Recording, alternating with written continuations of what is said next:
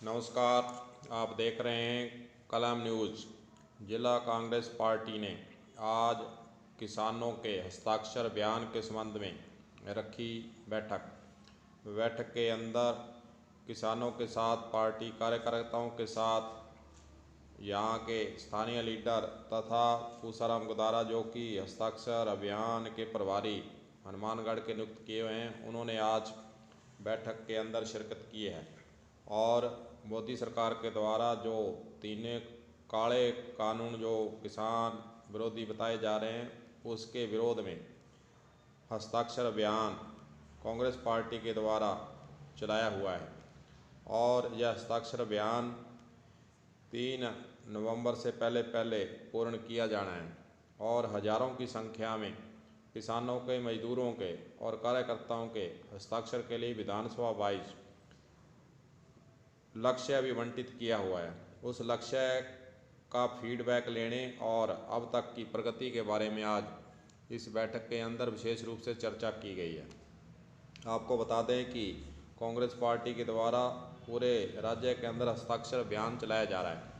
उसी की कड़ी में आज हनुमानगढ़ जिले के अंदर भी बैठक कर इसको हस्ताक्षर अभियान को रिव्यू किया गया है।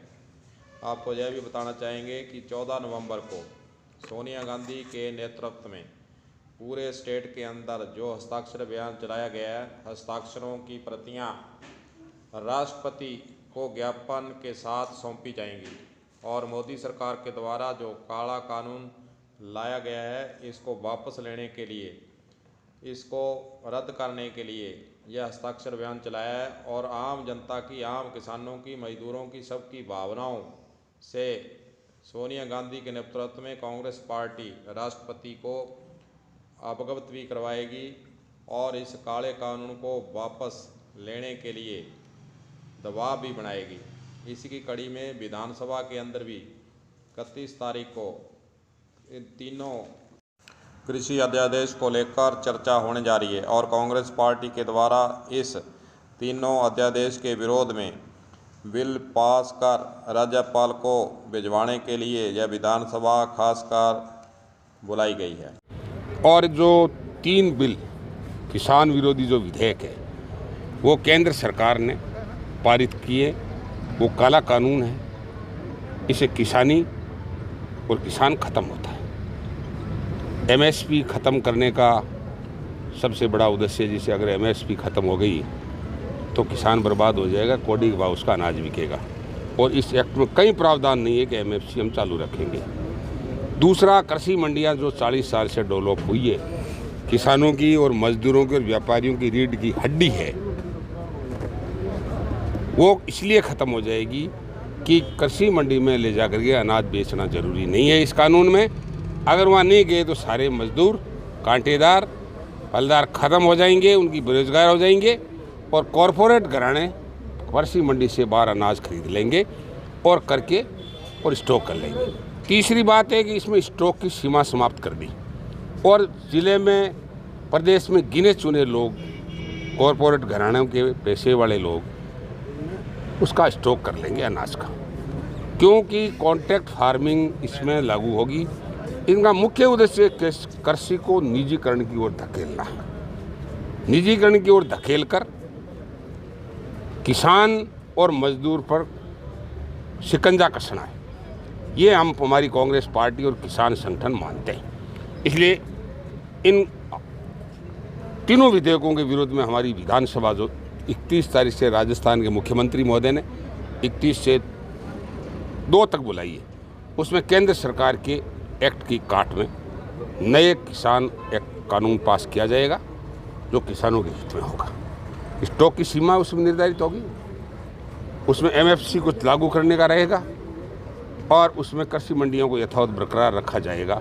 ऐसी व्यवस्था करने का अभी अनुमान है, विधानसभा शुरू होने पर पता चलेगा। लेकिन और केंद्र में की काट में ये जारी किया जा रहा है पंजाब पैटर्न के आधार। सर, जो विधानसभा आप पास करोगे वो राज्यपाल के पास जाएगा और राज्यपाल से राष्ट्रपति के पास जाएगा, वहाँ पास नहीं होगा, फिर आगे क्या रणनीति? ऐसा है कि अगर इस प्रकार भी पास नहीं करेंगे तो हम इसका अहिंसात्मक ढंग से इसका हमारी कांग्रेस पार्टी और किसान संगठन आंदोलन करेंगे कि इन बिलों को पास किया जाए। और हम सरकार को मजबूर करेंगे। केंद्र सरकार को मजबूर करने के लिए आज का कार्यक्रम रखा गया है, क्योंकि 2 अक्टूबर से लेकर 31 अक्टूबर तक हस्ताक्षर अभियान इन तीनों विधेयकों के खिलाफ में करने का पार्टी ने टारगेट दिया है। और उसी सिलसिले में आज प्रभारी के रूप में मैं यहाँ हनुमानगढ़ की धरती पर आया हूँ और सभी हमारे पार्टी के प्रत्याशी, हमारे विधायक, हमारे सब जो जनप्रतिनिधि आए और शबनम जी ने 5000 का टारगेट जो हमारी पीसीसी ने तय किया एक विधानसभा का किसानों का, मजदूरों का हस्ताक्षर कराने का, वो सेट भी हमारे शबनम जी ने सौंप दिया। वो सारा कलेक्ट करके और राजस्थान का जो 1 करोड़ से ज़्यादा टारगेट दिया गया है उसको पूरा करते हुए सोनिया जी को सुपुर्द करेंगे। उस ज्ञापन के साथ कि तीनों बिलों को वापस लिया जाए 14 नवंबर या उसके बाद में राष्ट्रपति जी को। आगे जिला परिषद पंचायत समिति के चुनाव आ रहे हैं जी, तो क्या जो तीनों बिलों के मुद्दे को लेकर चुनाव में उतरेगी कांग्रेस पार्टी? बिल्कुल, कांग्रेस पार्टी का ये भी एक मुद्दा होगा, गाँव का विकास, सत्ता का विकेंद्रीकरण और किसानों के साथ इन तीनों बिलों के द्वारा जो अन्याय करके ये कमर तोड़ने की, किसान की और मजदूर की व्यवस्था को ख़त्म करने का जो बिल है, इसको भी हम टारगेट बनाएंगे और ये हमारे एजेंडे में होगा। सर आपका पूरा परिचय? मेरा नाम है फूसाराम गोदारा, पूर्व प्रधान हूँ, विधानसभा प्रत्याशी रतनगढ़, जिला चूरू और हनुमानगढ़ का किसान हस्ताक्षर अभियान का पीसीसी द्वारा मुझे प्रभारी नियुक्त किया गया है और इसी सिलसिले में आज सब लोगों से मिलकर बैठक का आयोजन किया है। सबको बहुत बहुत धन्यवाद। जय हिंद, जय भारत। आपको बताना चाहेंगे कि आज के इस कार्यक्रम में हस्ताक्षर अभियान के साथ साथ आने वाली पंचायत राज संस्थाओं के चुनाव, जिला परिषद पंचायत समिति के सदस्यों के पैनल बनाने के लिए और उनका किस क्षेत्र के अंदर किस व्यक्ति का कितना प्रभाव है, इसका फीडबैक भी आज लिया गया है।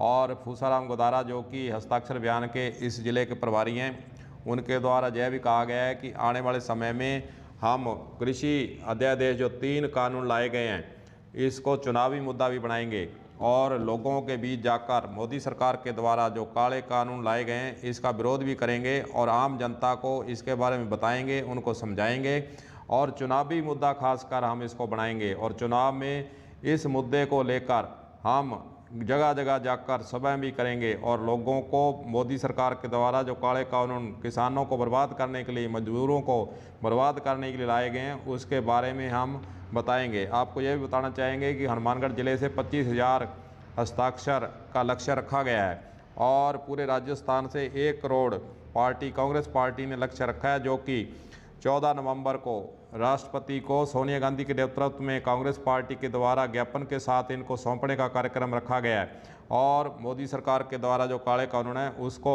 वापस लेने के लिए भी कांग्रेस पार्टी के द्वारा पूरे देश के अंदर जो दबाव बनाकर वहाँ पर राष्ट्रपति को ज्ञापन सौंपने का कार्यक्रम है। इसी की कड़ी में आज यह कार्यक्रम रखा गया था। और जब उनसे पूछा गया कि विधानसभा में 31 तारीख जो आने वाले दिनों में राजस्थान में बुलाई गई है, उसमें बिल इसके विरोध में पारित किया जाएगा, राज्यपाल के पास जाएगा, फिर राष्ट्रपति के पास जाएगा। अगर वहाँ जो बिल पारित नहीं होता है तो कांग्रेस पार्टी का अगला कदम क्या होगा, तो इस संबंध में फूसाराम गोदारा के द्वारा कहा गया कि हम जन जन तक अगर बिल वो पास नहीं होता है तो हम इसके विरोध में अहिंसात्मक तरीके से कांग्रेस पार्टी पूरे स्टेट के अंदर, जिलों के अंदर इस अभियान को चलाए रखेगी। और इस बिल को जब तक मोदी सरकार के द्वारा वापस नहीं लिया जाता है तब तक कांग्रेस पार्टी चुप नहीं बैठेगी और इसका विरोध लगातार करती रहेगी। कलम न्यूज़ के लिए गुरदेव सिंह सैनी की रिपोर्ट।